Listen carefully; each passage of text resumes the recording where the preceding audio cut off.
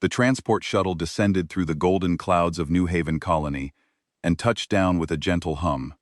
A swirl of dust rose around the landing platform. When the hatch opened, Princess Villana stepped into the sunlight. For a moment, everyone stopped and stared. Her silver skin shimmered beneath the glow of the colony's twin suns, reflecting streaks of gold and blue. Intricate patterns flowed across her body like living artwork, pulsing faintly with bioluminescent light. She looked less like a person and more like something sculpted from starlight. Among the countless civilizations of the galaxy, the Talth were legendary. Scholars, scientists, warriors. Their starships crossed distances that other species considered impossible. Their cities floated above oceans of crystal. Their technology was so advanced that many races viewed it as magic. And now one of their royal daughters stood on a remote human colony world. Villana slowly looked around. Her first impression was disappointing. The colony was small, simple, almost primitive. Metal buildings stood in organized rows beneath the open sky. Cargo vehicles moved between warehouses. Farmers worked nearby fields while engineers repaired solar arrays under the blazing sunlight. There were no floating palaces, no shining towers, no breathtaking displays of technology, just ordinary people doing ordinary work. She tried to hide her disappointment. Failed. This was not where she wanted to be. Not even close. Back home, her life had been planned with precision. Royal ceremonies, military training, scientific studies. Eventually, she would have married a noble Talth commander and strengthened an alliance within the empire. Instead, her father had made a different decision. The Talth Empire desperately needed rare minerals found only in human-controlled systems. The humans wanted a stronger partnership. The solution had been simple. A political marriage. An alliance sealed not by treaties, but by family. Villana hated it. She hated every part of it. A group of humans approached the shuttle. At their head walked Governor Hayes. An older man with gray hair, weathered skin, and the nervous smile of someone trying very hard not to offend a royal guest. He stopped a respectful distance away. "Princess Villana," he said warmly. "Welcome to New Haven." Villana offered a polite nod. The governor stepped aside. "And this is Jin Wu." Her eyes shifted toward the younger man standing behind him. For a second, she was confused. That was him? The future husband chosen for a daughter of the Talth Empire. He looked ordinary, painfully ordinary. Average height, dark hair, simple work clothes, no medals, no noble insignia, no signs of wealth or power. In fact, his clothing looked slightly too clean, as if someone had convinced him to change at the last minute. Governor Hayes smiled. "Jin oversees our environmental systems. He keeps our air breathable, our water clean, and half this colony running." The governor chuckled. "Most people don't realize how important that is, until something breaks." Villana said nothing. This was worse than she expected.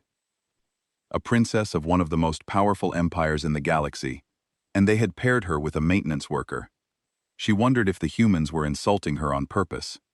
Jin seemed to notice her reaction. If he was offended, he didn't show it. Instead, he stepped forward and bowed respectfully. The gesture was simple, sincere.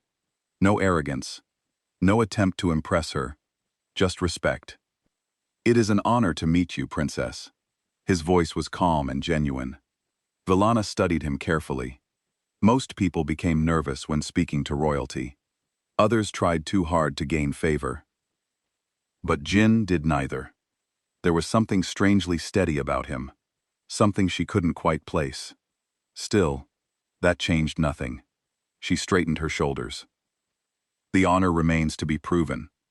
The governor's smile instantly vanished. Several humans exchanged uncomfortable glances. The air became painfully awkward. Yet Jin simply nodded. "As you wish." No anger, no embarrassment, no argument, just acceptance.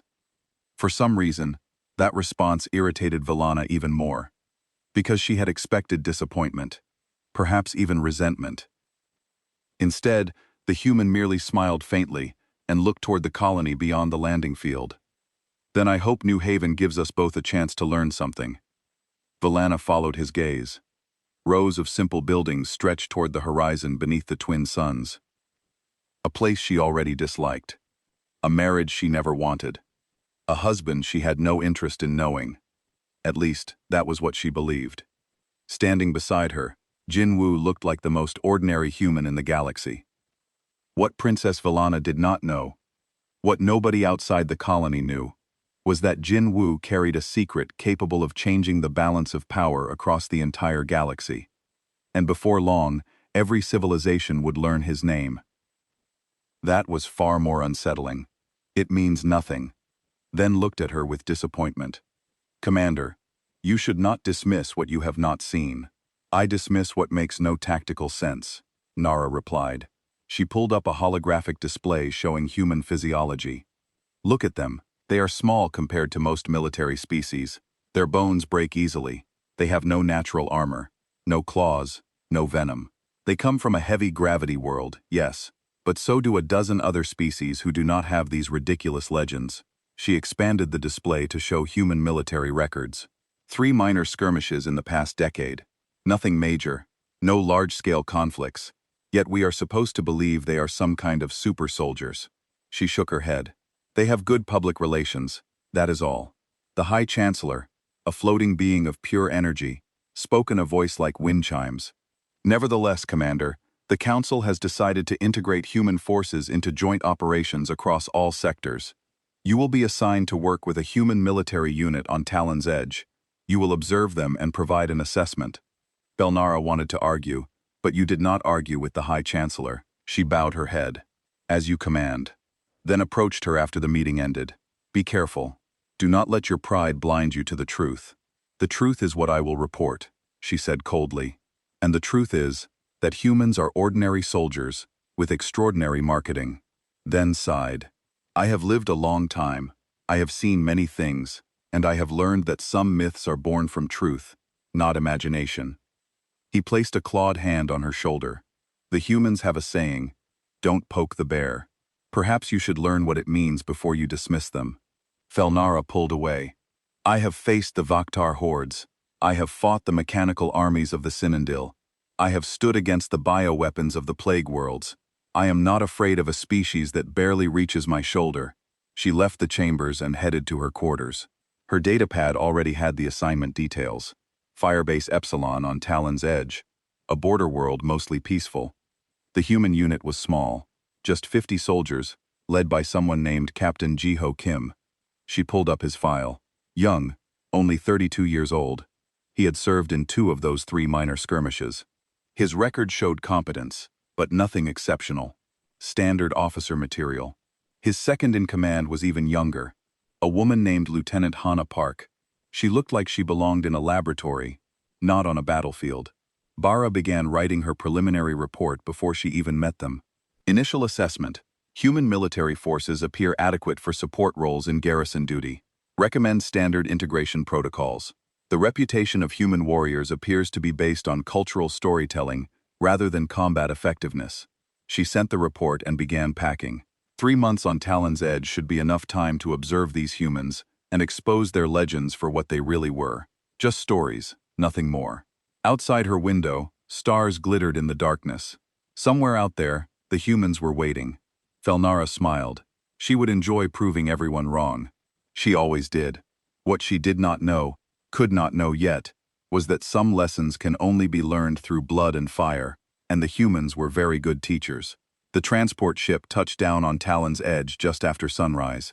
Felnara stepped off the ramp and took in her surroundings. Firebase Epsilon was larger than she expected, built into the side of a mountain. Defensive walls surrounded the compound, and she could see weapon imp placements on the towers. The base was well designed, she admitted. Someone knew what they were doing. A human officer waited near the landing pad. He was shorter than Nara by almost a full head. He had dark hair and eyes that crinkled at the corners when he smiled. He wore combat fatigues with captain's insignia on the collar. Commander Nara, he said, extending his hand in the human greeting. I'm Captain Geo Kim. Welcome to Firebase Epsilon. Nara studied his hand for a moment, before gripping it. The human handshake was firm but brief. Professional enough. "Captain," she acknowledged. "Let me show you around," Jiho said. He seemed relaxed, almost casual. His uniform was clean, but worn at the edges. He walked with an easy confidence that irritated Velnara for reasons she could not quite name. They toured the base. Jiho introduced her to the key personnel. Lieutenant Hana Park was exactly as her file suggested. A slim woman with sharp eyes and an analytical expression. She was checking weapon inventories when they found her. "Commander," Hana said with a nod. She did not stop working. "I've prepared quarters for you in the officers' section. Second floor, east wing should be comfortable." "Thank you," Velnara said. She watched as Hana marked items on her datapad. "Efficient," she noted. That was good. Sergeant Minho Choi ran the training grounds. He was stockier than Jiho, with arms that looked strong, even by human standards. When met him, he was supervising hand-to-hand combat drills. 2 human soldiers were sparring in a ring, while others watched and shouted encouragement. "Commander Velnara, good to meet you," Minho said. His voice was rough like gravel. "You're welcome to join the drills anytime. We run them every morning at 0600. "I may observe," Nara replied. She would not participate. She was here to assess, not to play soldier games with humans. Over the next week, Nara settled into a routine. She watched the humans constantly taking notes on everything. Their discipline confused her. During briefings, the soldiers sometimes interrupted their officers with jokes. They called Captain Jiho by his first name when off duty. When Sergeant Minho gave orders during training, the soldiers obeyed. But there was none of the rigid formality that Critian military demanded. It seemed sloppy to Nara, unprofessional, yet they were competent, she had to admit. Corporal Yun Li maintained the weapons with precision that bordered on obsessive. Every rifle, every sidearm, every blade was cleaned and checked daily. The armory was organized perfectly. Ammunition counted and logged. Private De Jong worked communications. Nara watched him coordinate supply shipments with other bases across the sector. He never made mistakes. His logs were detailed and accurate. When she tried to find errors in his work, she could not. Specialist Sora Han handled the medical bay. It was small but well stocked. Sora seemed young, but she knew her job. When a Critian soldier came in with a training injury, Sora treated him quickly and efficiently. She even knew the correct dosage for Critian physiology without checking her references. The humans were competent. Nara had to give them that. But competent was not legendary. Accounting was not the stuff of myths and stories. On the 7th day, she attended a training exercise. Sergeant Minho had set up a combat simulation in the hills outside the base. The humans moved through the terrain in small teams, using live ammunition against drone targets. Belnara watched from observation post. The teams were fast, she noted. They communicated well. When one team encountered a problem, another team adjusted to cover them without being told. The coordination was good, but nothing exceptional. Nothing that justified the stories. After the exercise, she found Gio in the command center. He was reviewing footage from the training run, making notes on what could be improved. "Your soldiers are adequate," Valara told him. She meant it as a compliment, though it did not sound like one. Jiho looked up and smiled. That same easy smile that annoyed her. "Thank you, Commander. We try our best." "The stories about human warriors," Velnar said. "The ones that circulate through the council. Do you know them?" "Some of them," Gio admitted. He leaned back in his chair. "They're exaggerated, I'm sure. You do not believe them yourself." Gio was quiet for a moment. "I believe humans are good at surviving," he said finally. "We've had a lot of practice at it. But legendary?" He shrugged. "We're just people doing our jobs." Elnara nodded. That confirmed what she already thought. The humans themselves did not believe the myths. They were ordinary soldiers who happened to come from a species with good storytellers. She returned to her quarters and updated her report. Continued observation shows human military personnel to be competent and professional. They lack the discipline structure of more established military forces, but compensate with individual initiative and strong interpersonal coordination. Assessment remains unchanged, adequate for support roles, but not exceptional combat forces. She sent the report and felt satisfied. In 3 more weeks, she would return to the council and set the record straight. The myths would be exposed as exactly what they were. Outside, The sun was setting over the mountains. The base was quiet, peaceful. It would not stay that way for long. The alarm woke at 3 o'clock in the morning. She grabbed her sidearm and ran to the command center. Other officers were already there, gathering around the central display. Captain Jiho stood at the main console, his face lit by the blue glow of incoming data. "What is happening?" Falara demanded. "We have a problem," Jiho said quietly. He pulled up a star map. Red markers appeared on the edge of the sector. Sathan War Fleet. They entered the sector 2 hours ago. Intelligence just confirmed it. Falara felt her blood go cold. The Saffron. She had fought them before 5 years ago on the Outer Rim. They were raiders, brutal, and efficient. They did not negotiate. They did not take prisoners. They simply destroyed everything in their path. "How many ships?" she asked. 37 confirmed. Lieutenant Hana said from another console. Her fingers moved quickly across the controls. Fleet composition suggests a raiding force. They've already hit 2 colony worlds in the neighboring system. The display showed the destruction, burning cities, destroyed orbital stations. The Zathan left nothing behind. Where are they heading? Velnara already knew the answer, but she had to hear it. Iho highlighted their trajectory. The line pointed straight to Talon's edge. They'll be here in 36 hours, maybe less if they push their engines. Velnara quickly calculated the base's defensive capabilities. 200 Krydian soldiers, 50 human troops against a Zan raiding fleet. "We need to evacuate immediately." "Can't," Hana said. She pulled up population numbers. "We have 10,000 civilians on this world. Researchers, families, support staff. The nearest transport ships are 3 days away." "Then we call for military support," Nara said. "Already did," Jiho replied. "The nearest battle group is 5 days out. They can't reach us in time." The command center went quiet. Everyone understood what this meant. They were alone, outnumbered, outgunned. Belnara had been in bad situations before, but this was different. The Zathran did not just kill soldiers. They killed everyone. She had seen the aftermath on the Outer Rim. Entire populations wiped out. "What about the civilians?" she asked. "If we cannot evacuate them all, we can at least save some." Jiho shook his head. "If we start evacuating, the Zan will detect the ships and destroy them. Our only chance is to keep the fleet busy here. Make them think we're worth their time. If we can hold them for 3 days, the transports can arrive during the battle and get everyone out." "Hold for 3 days?" Nara stared at him against a Zan fleet. "That is impossible." "Probably," Jiho agreed. His voice was calm, like they were discussing the weather. "But it's the only option that saves the civilians." He called a general briefing. All the officers gathered in the main hall. Vara stood to one side and watched the human soldiers file in. They looked tired, many of them rubbing sleep from their eyes. They had been pulled from their beds just like her. Jiho did not waste time. He explained the situation clearly and simply. The Zine were coming. They could not evacuate.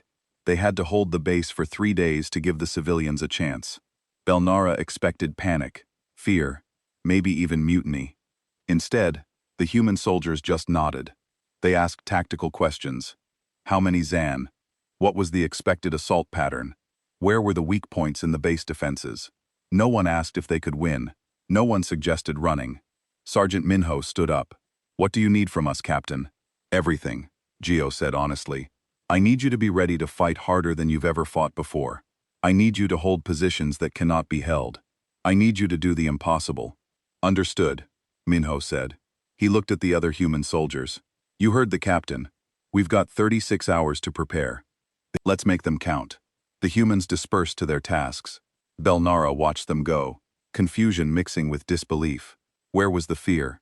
Where was the desperation? Lieutenant Hana approached her. "Commander, I'd like to coordinate our defensive positions with your Krydian forces. We'll need to integrate our firing lines for maximum coverage." Nara followed her to the tactical room. Hana had already pulled up the base schematics. "I'm putting the human contingent here on the eastern gate," she said, pointing. "It's the most vulnerable approach. The Zathan will hit it hard." "That is a death trap," Belnara said bluntly. "They will overwhelm that position in the first hour." "Maybe," Hana said. She did not seem bothered by the idea. "But if we hold it even for 2 hours, it gives the other defensive positions time to thin out the Zan numbers. It's the right tactical choice. You are volunteering for a suicide mission." Hana looked at her with those sharp analytical eyes. I'm volunteering to do my job, Commander. Protecting civilians. That's what soldiers do. Over the next 36 hours, the base transformed into a fortress. Sergeant Minho ran constant drills. The soldiers built additional fortifications, reinforced weak points, and set up supply caches throughout the base. Corporal Yuna distributed ammunition, far more than standard combat loads. Each human soldier received enough bullets to fight for days. Belnara tried to write a report, but her hands shook. She had seen what the Zan did. She knew what was coming.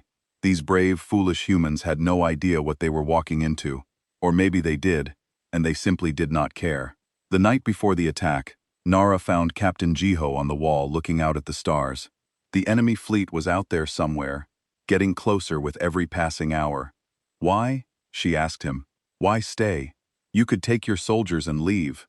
The Cridians alone could buy enough time. Jiho was quiet for a long moment. When I joined the military, I took an oath, he said finally, to protect those who cannot protect themselves. 10,000 civilians are counting on us. I won't abandon them. You will die here, Nara said. Maybe, Jiho said. He smiled that easy smile. But if we run, they die for sure.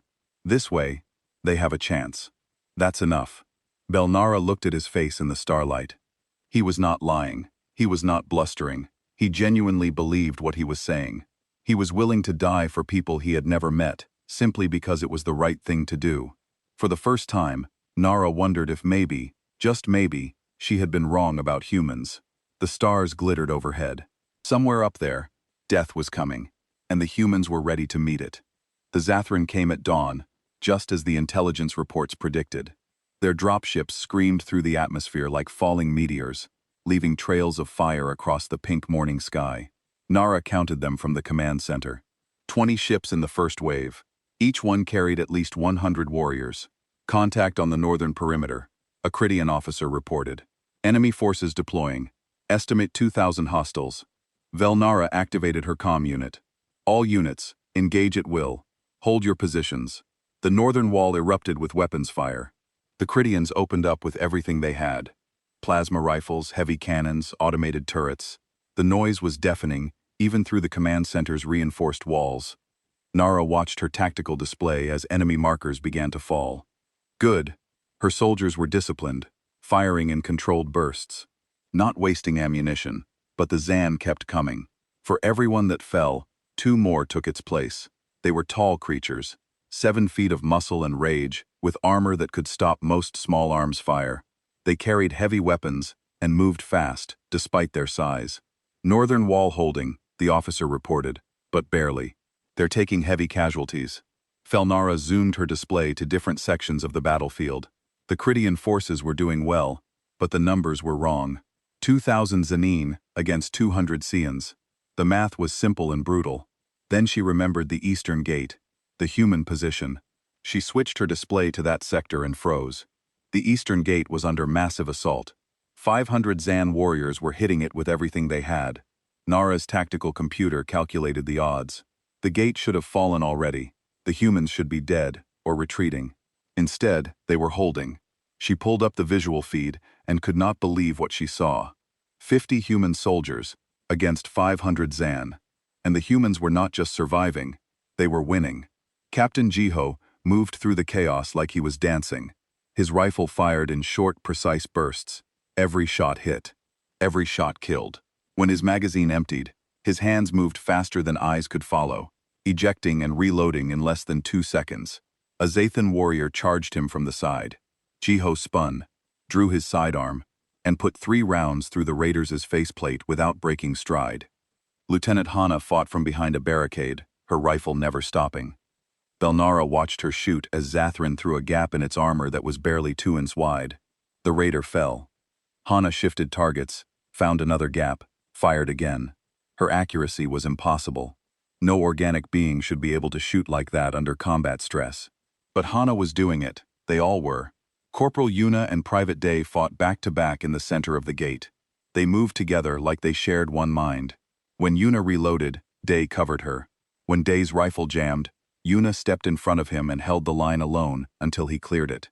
As Zathran tried to flank them, Sergeant Minho appeared from nowhere, his combat knife flashing in the morning light. The raider fell with the knife buried in its throat. Belnara had fought in 12 campaigns. She had seen the best warriors the galaxy had to offer. She had never seen anything like this. "Commander," her Kritzian officer's voice was urgent. "We need reinforcements on the northern wall. We're being pushed back." Felnar tore her eyes away from the human feed. The northern wall was indeed struggling. She had 30 soldiers in reserve, but if she committed them now, she would have nothing left for the inevitable second wave. "Hold your positions," she ordered. "Reinforcements in 5 minutes." She switched back to the eastern gate. The humans were still holding, but they were taking fire from all sides. One of the soldiers, Specialist Sora Han, took a direct hit from a plasma weapon. Her armor smoked, and she went down hard. Belnara expected her to stay down. The hit would have killed most species. Sora pushed herself up on one arm, raised her rifle, and kept shooting from the ground. Another human soldier, a medic, dragged her behind cover while she continued to fire. This was insane. This was impossible. A Zathan captain, bigger than the others and wearing decorated armor, led a charge directly at Captain Jiho's position. 20 warriors followed him. They would overrun the humans through sheer weight of numbers. Jiho did not retreat. He did not call for help. He simply stepped forward to meet them. His rifle clicked empty. Instead of reloading, he dropped it and drew a blade from his belt. It was a simple combat knife, maybe 10 inches long. The Zan captain carried a weapon that looked like a cross between an axe and a spear, easily 6 feet long. They met in a clash that Nara could hear, even through the audio feed. Jiho ducked under the captain's first swing, stepped inside his reach, and drove the knife up under the raider's arm, where the armor was thinnest.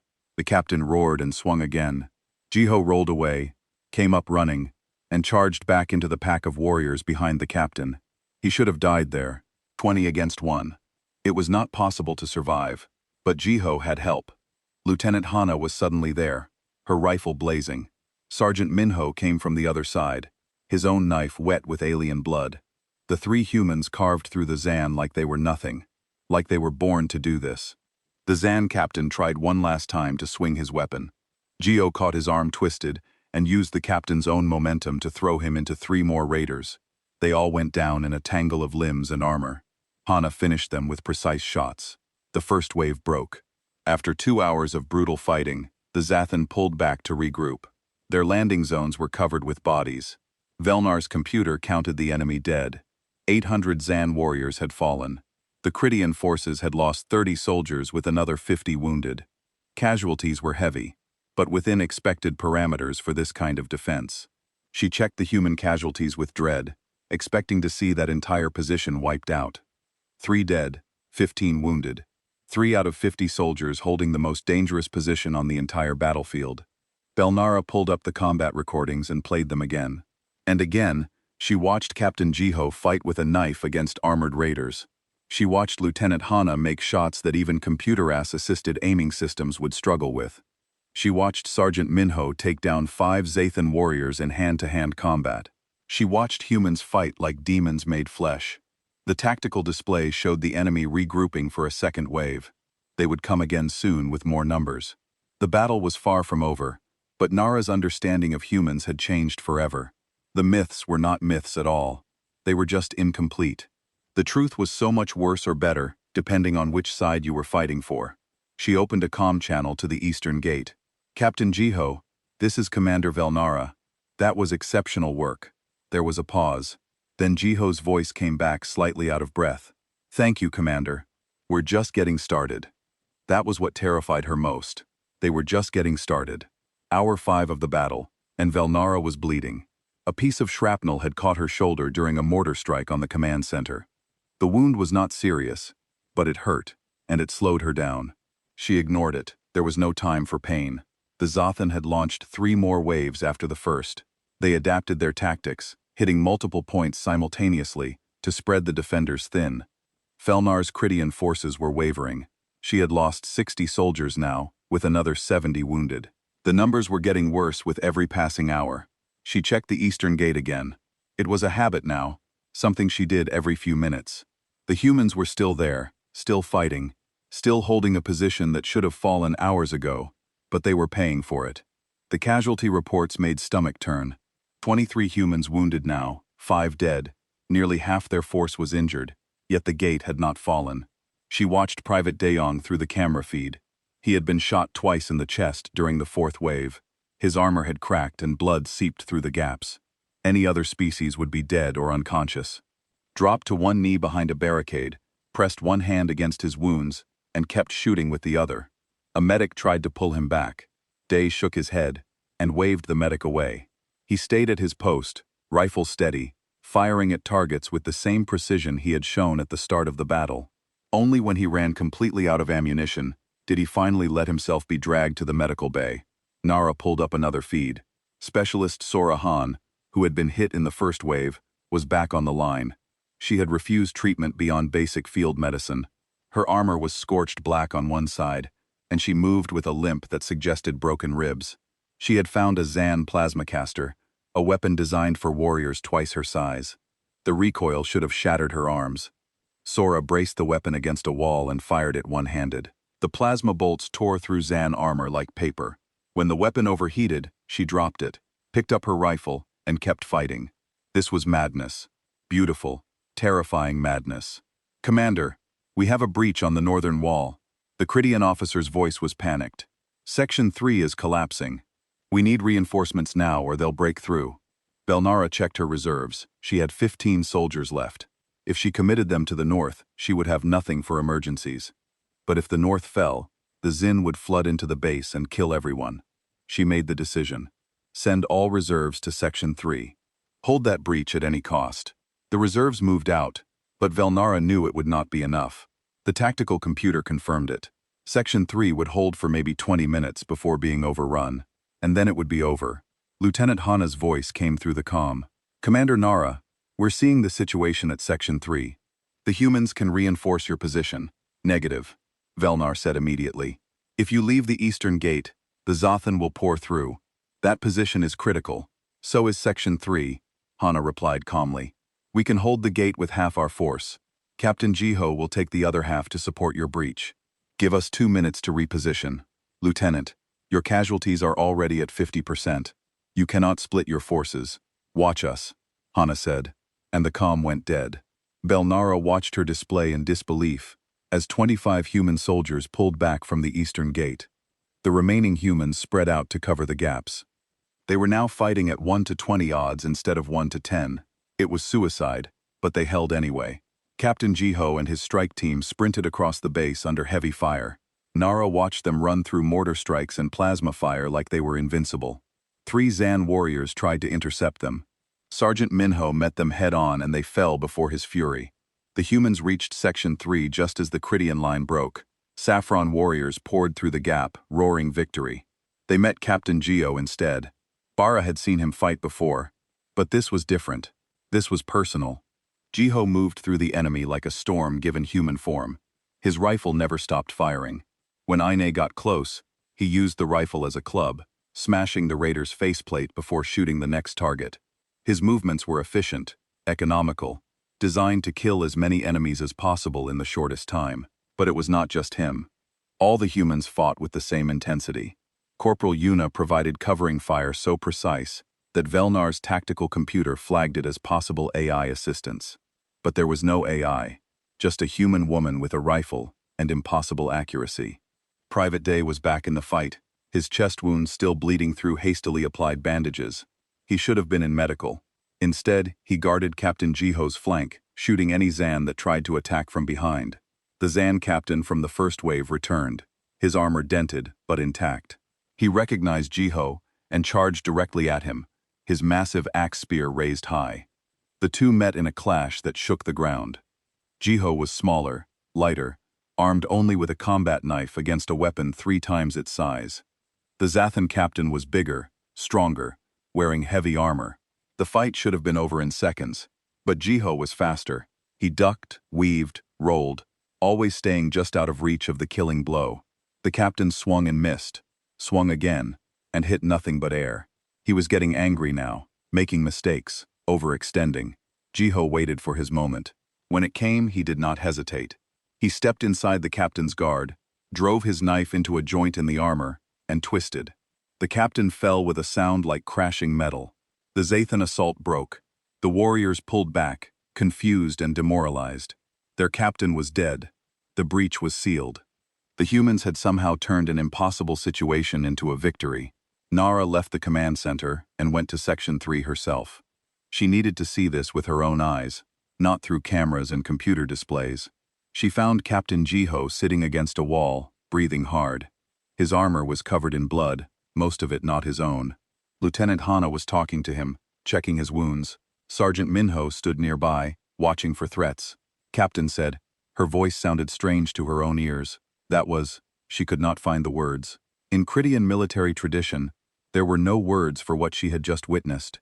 The closest was an ancient term from the warrior clans, Valera. It meant one who defies death itself. Jay looked up at her and smiled.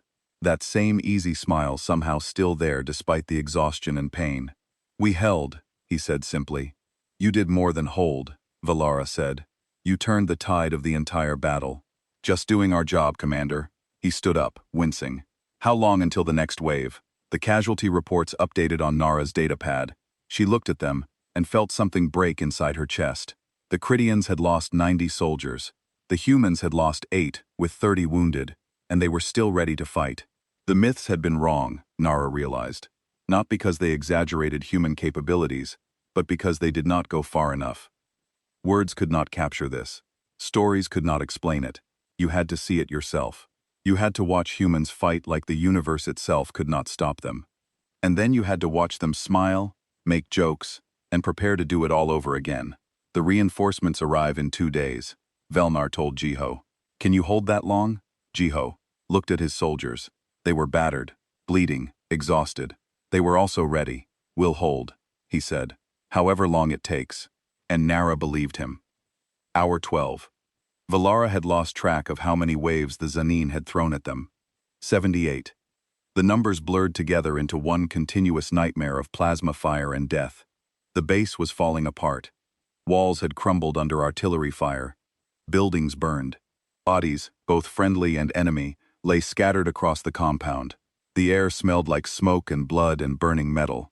Bara fought on the front lines now. There was no point staying in the command center when the battle was everywhere at once. She held the western wall with 40 Cryan soldiers. It was not enough. It had never been enough. But they held anyway, because there was no other choice. A Zathan warrior charged her position. Belnara shot it twice in the chest. It stumbled, but kept coming. She shot it 3 more times before it finally fell.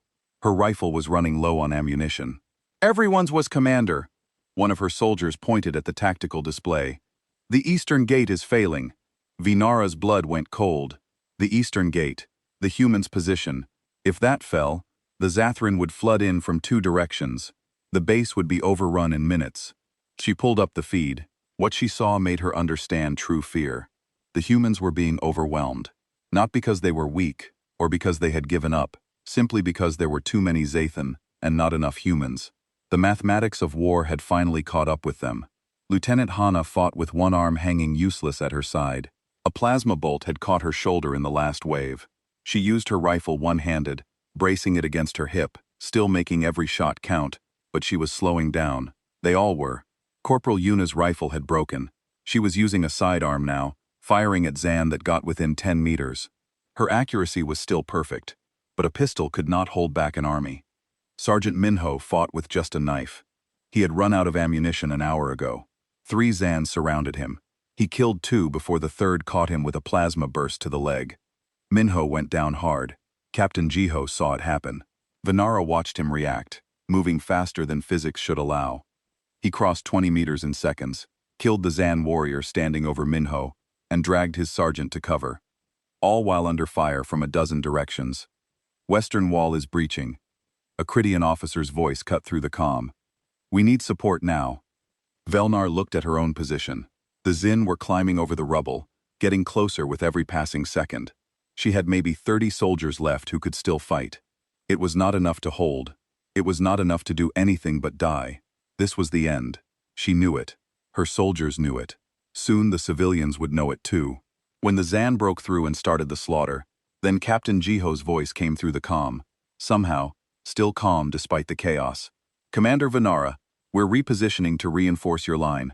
Hold for 2 minutes. Negative, Vinara shouted. If you leave the eastern gate, it will fall. It's falling anyway, Jiho said. There was no fear in his voice. No defeat, just cold tactical assessment.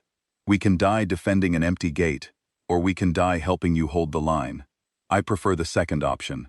Captain, I order you to. 2 minutes, Commander. Ji interrupted. Just hold for 2 minutes. The comm went dead. Fanara wanted to scream at him to order him back, to make him see reason, but there was no time. The Zathan were on the wall now. She raised her rifle and fired. She counted the seconds in her head while she fought. 30 seconds. A Zathan warrior got through, and she killed it with her last magazine. 60 seconds. She switched to her sidearm. 90 seconds. A Cryan soldier next to her took a plasma bolt to the chest and fell. 120 seconds. The humans arrived like an answer to a prayer. Captain Jiho led the charge with the 20 remaining soldiers who could still walk. They hit the Zan from the side, catching them completely by surprise. Belnara watched in awe as this tiny group of battered, bleeding humans smashed into a force 10 times their size. Ajio had lost his rifle. He fought with his knife and his fists, and anything else he could grab. He picked up a Zan weapon, a heavy Plasak caster, and fired it until it exploded from overheating. Then he picked up another one. Lieutenant Hana moved through the battle like a ghost. Her one good arm still accurate despite the pain and exhaustion. Every shot she took eliminated a threat. Every movement was calculated to maximum effect. Corporal Yuna had found a rifle somewhere. It did not matter whose rifle or where it came from. She had it now, and she used it to deadly effect, providing covering fire that allowed the Krayan soldiers to regroup. Private Day, wounded twice in the chest and once in the leg, limped forward with a plasma grenade in each hand. He threw them into a cluster of Zathan warriors and dove for cover. The explosion took out a dozen raiders, but it was not enough. There were still too many Zan. The humans had bought time, maybe 5 minutes, but the numbers were impossible. The western wall would fall, then the base would fall, then everyone would die. Belnara found herself fighting back-to-back with Captain Jiho. Neither of them had spoken, but they moved together instinctively. When she reloaded, he covered her.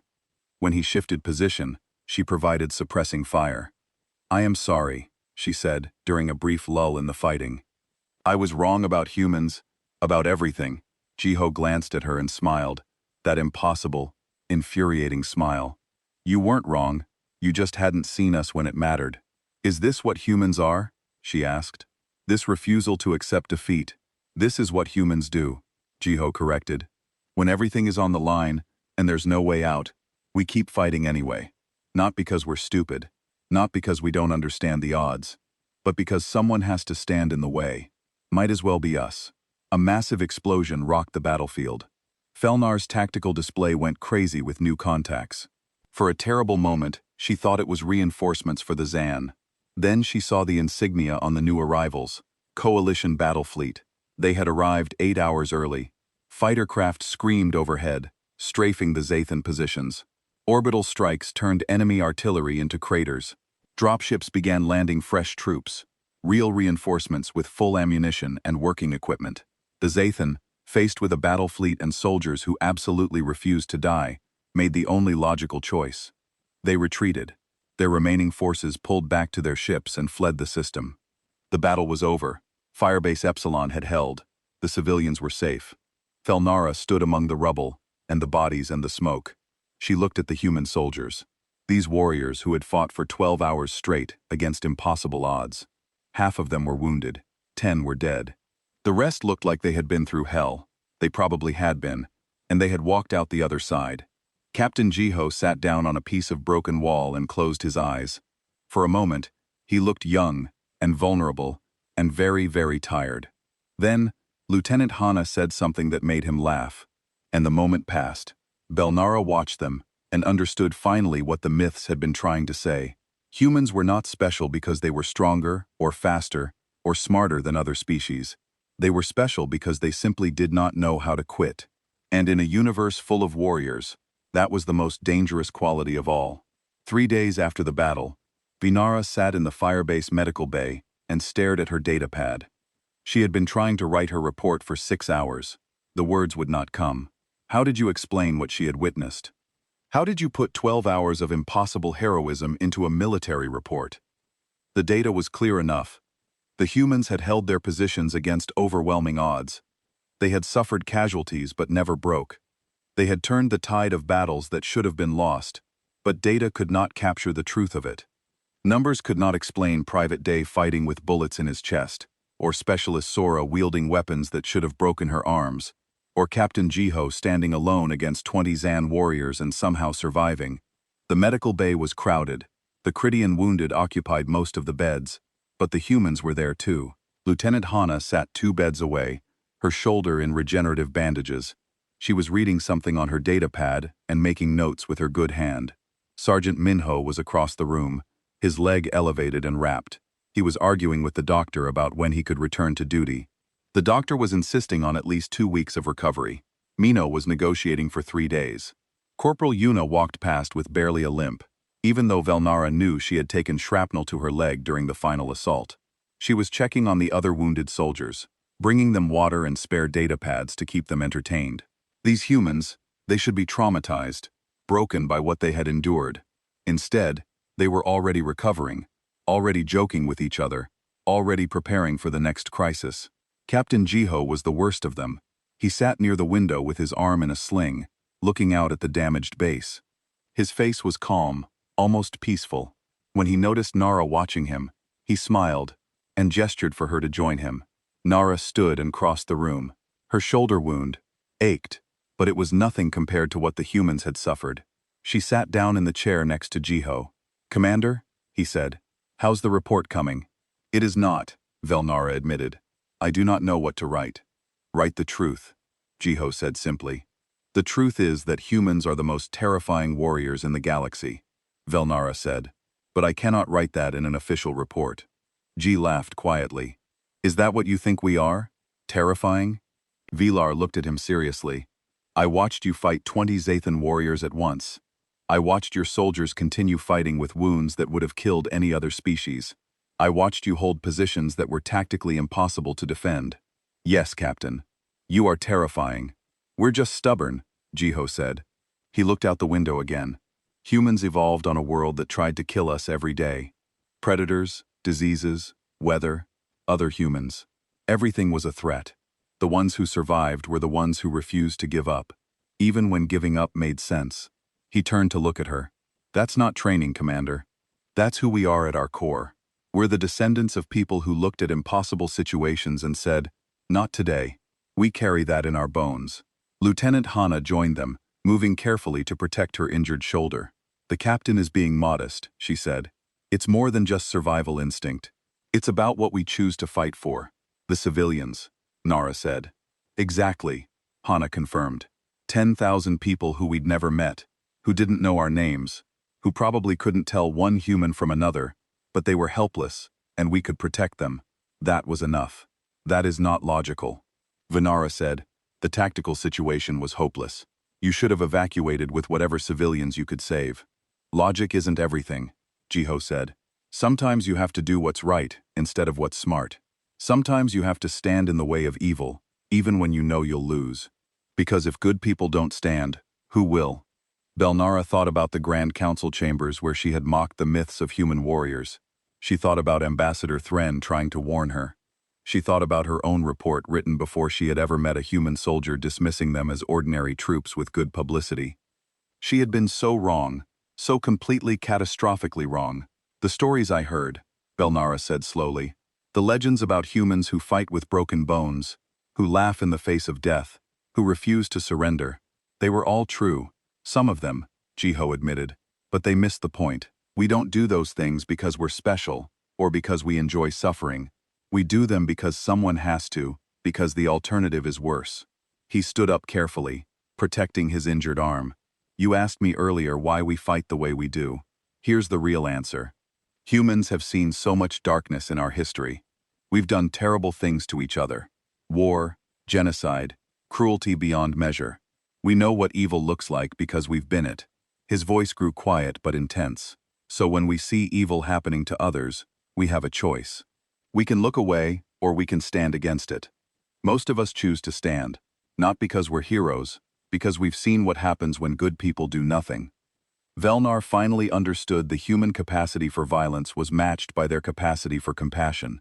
They fought so hard because they cared so much. They refused to quit because giving up meant letting innocent people suffer. Their strength came not from their bodies but from their hearts. I called you ordinary soldiers, Vanara said. I mocked the myths about your species. I thought you were nothing special. We are ordinary, Jiho said. That's what makes it so important. Any human could have done what we did here. We're not special forces or elite warriors. We're just regular people who decided that protecting others was worth dying for. That is what makes you terrifying, Valara said. Not that you have super soldiers, but that all of you are capable of this. Every human is a potential hero, or a potential monster, Hana added quietly. We have that capacity too. It's what we choose that matters. Nara looked around the medical bay at the wounded humans. They were laughing, talking, already planning their recovery. The darkness they had faced had not broken them. If anything, it seemed to have made them stronger. She returned to her datapad and began writing. The words came easily now. Report on human military capabilities. Commander Vanara, Kethian Defense Force.